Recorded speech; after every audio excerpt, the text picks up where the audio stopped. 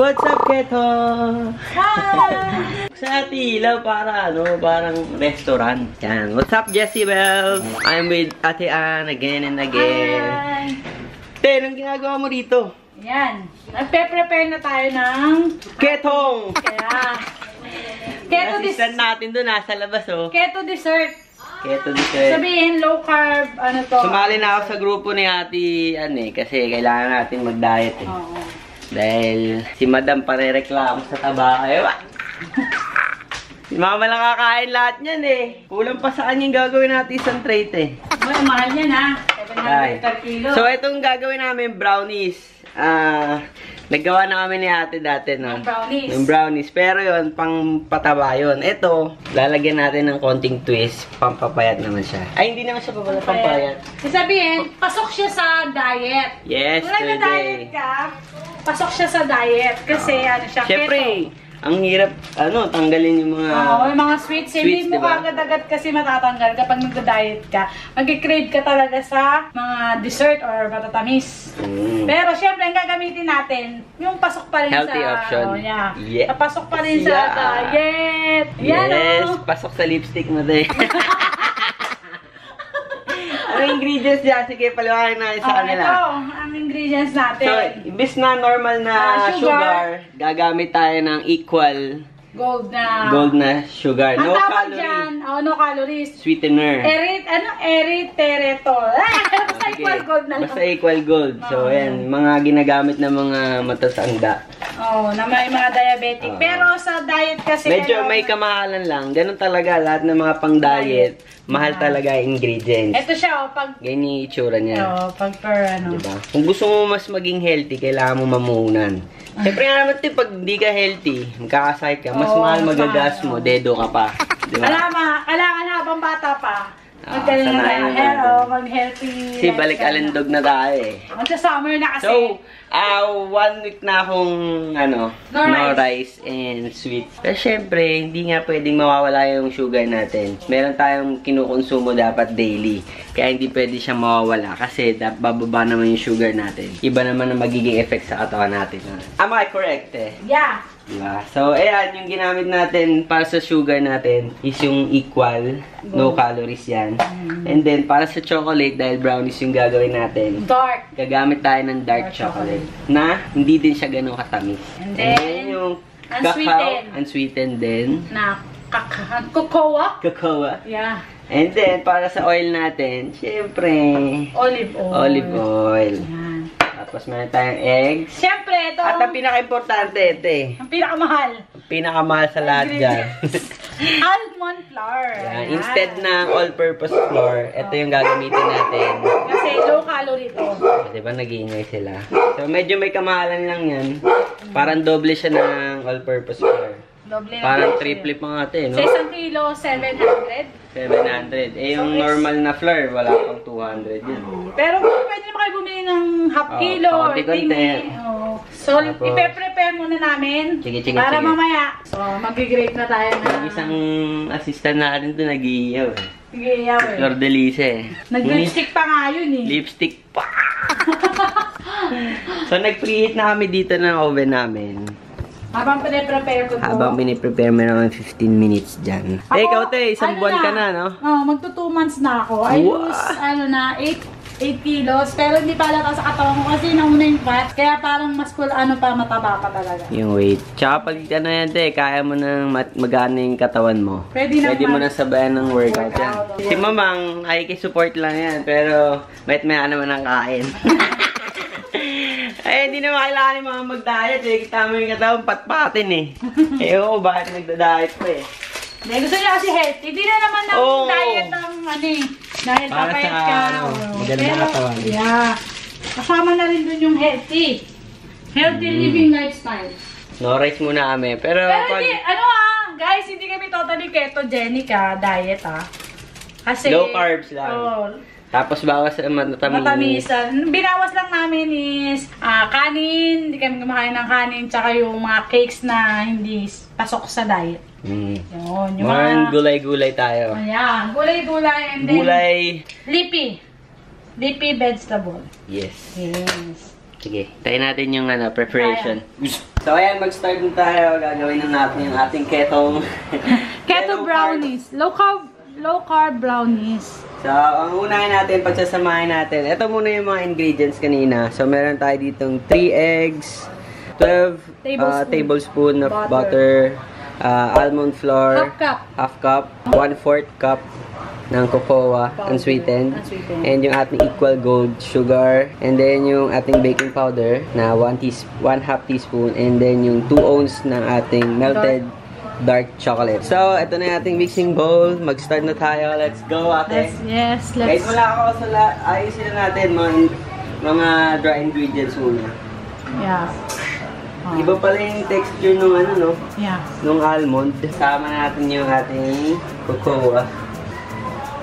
Then, yung ating baking powder, 1/2 teaspoon.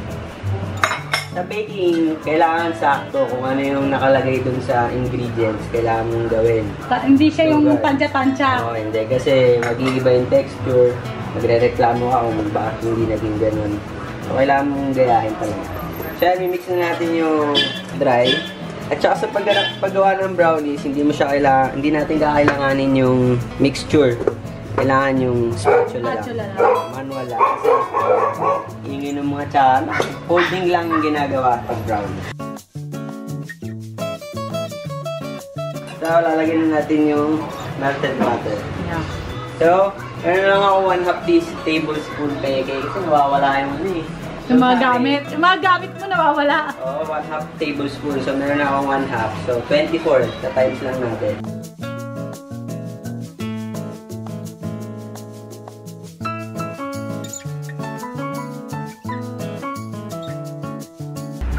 So, haluin na natin siya. Halo. And last, yung ating tchadan! So, meron tayong 2 ounce. Gusto ko nang inumin ito. Kasi talaga nakapagpataba sa akin, matatabis talaga. Kasi hindi ko talaga kaya alisin.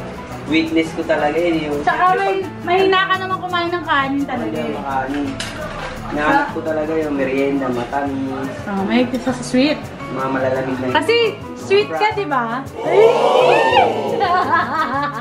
Pinalaman naman ako eh. Tapos, haluin natin ulit.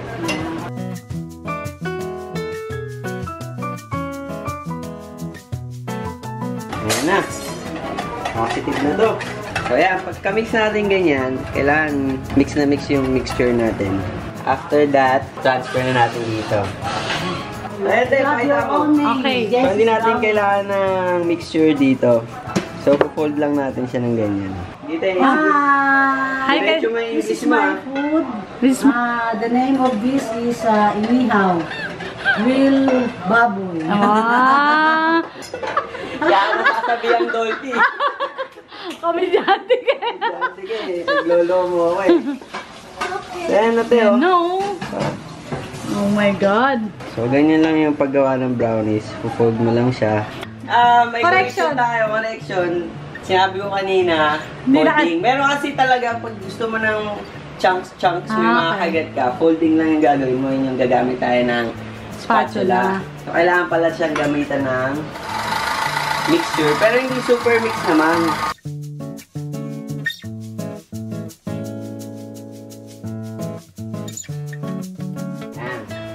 Tapos, i-transfer na natin siya sa... Binago natin yung bowl kasi konti lang pala. Kailangan maliit lang. Kasi yung nangyari sa amin ni Ate Mai, ang laki nung binili ni Tina Bells na lagayan. Naging semento. Ay, semento? Oo, kasi konti ingredients, ang lapad nung pinaglagyan. Nag-spread out siya ngayon. Magiging skyflex yung kapal nung ano niya. Titigas.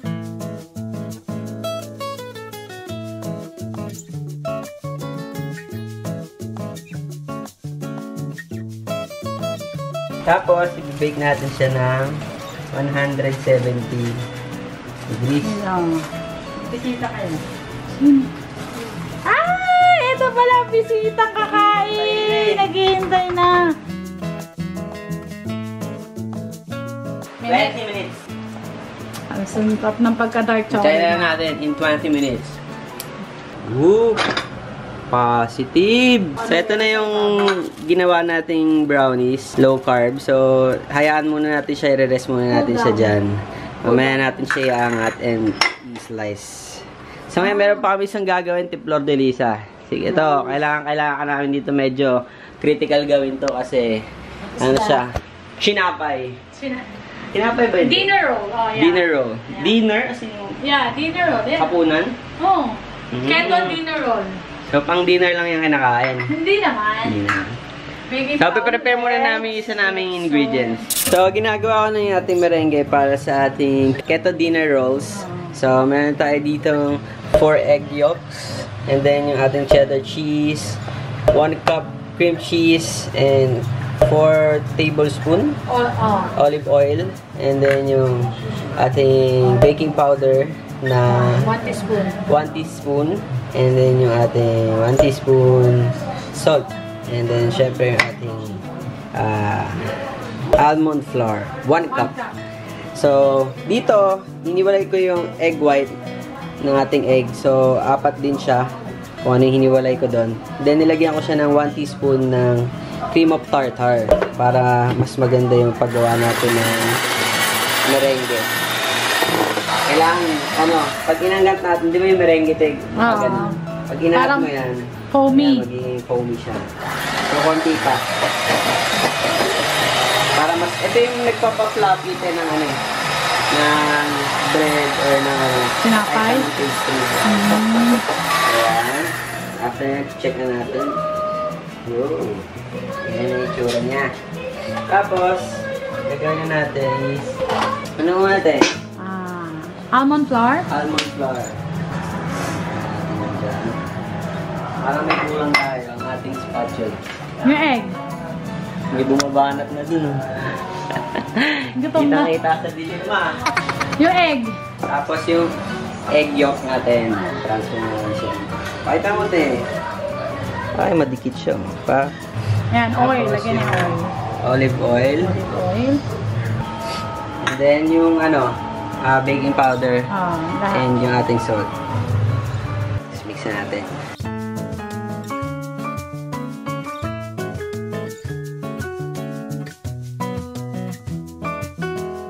Lalagyan natin yung 1 cup. So, yung cream cheese natin, microwave natin siya for 30 seconds. O pwede ding room temperature. Pag bumili kayo ng cream cheese, huwag nyo na i-rep kung gagawin nyo rin siya. So, fold lang natin siya. Tapos, lalagay na natin yung merengue. Pero, portion. Kuha mo tayo ng ganyan. Then, fold.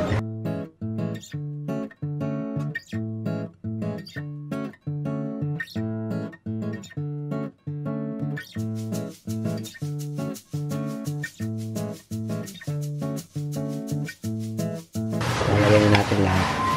Huwag mong hintayin magtubig yung yung merengue natin kasi pag nagtubig yan tapos di mo pa natatransfer dito, magiging iba yung texture niya. Ganun pala. Kaya pala kailangan ihalo agad. Yes, today. So, ang pinakalas natin lalagay, optional to kung gusto niyo syempre may lasa. Kung may mga bata kang kasama, lalagyan natin ng konting sugar. Pero equal pa rin. Yung equal gold para less calories. Yung ginamit natin kanina sa brand. So yan, after natin ma-mix, syempre transfer na natin yan sa molding pan. So gumamit lang tayo ng yung ginagamit natin pangkaraniwang muffins. So bago natin lagyan to ng scoop ng natin, ng mixture natin, lalagyan natin siya ng oil para hindi didikit. After niya, kuha tayo ng pang scoop.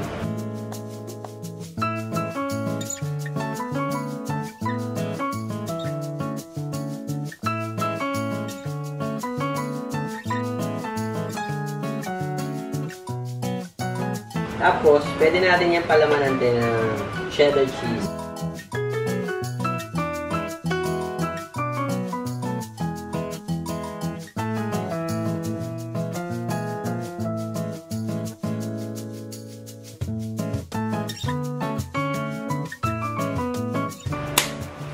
Aray! Oh. Ate, paninda naman yung iwa mo ng cheese eh. Papasok na? Habang hintay natin, nag-preheat kasi tayo eh. Ito naman muna titirahin natin. Te, malalaman mo kung gaano kasarap at kaganda yung pagkakaluto mo. Habang iniiwa mo pa lang, hindi mo pa siya tinitikman. Ito ay positive to. Ramdam na ramdam ko na.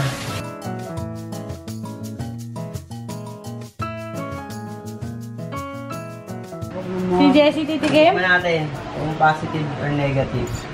About at least 10 piso na yan. Hindi, mahal yan. 5 pesos.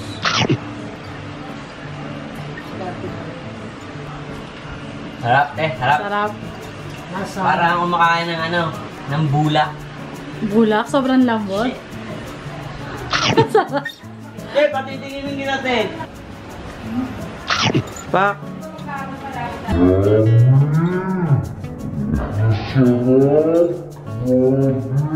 Positive, so.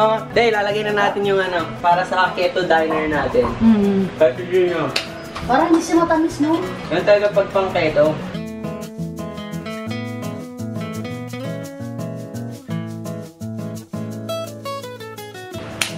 Steve, kain mo na ulit, Game na, mama! Positive na to!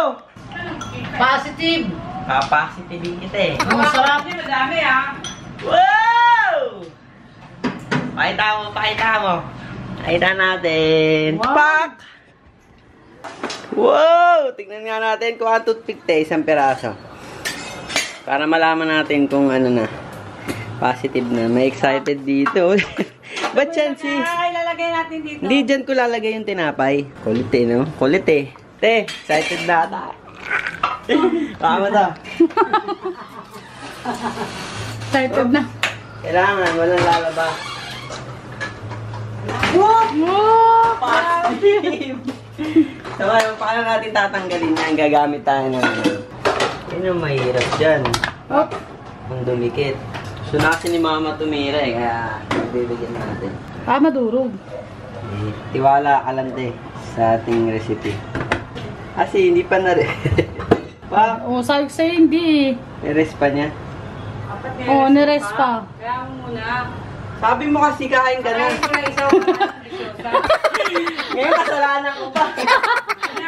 Abla dito! Latita! Yes, kunyari ka pa mo, mamaya makalimutan ko baka ano mo dyan. Tiga. Dituloy pang ano, restaurant, Instagrammable. Lakas mo kasi.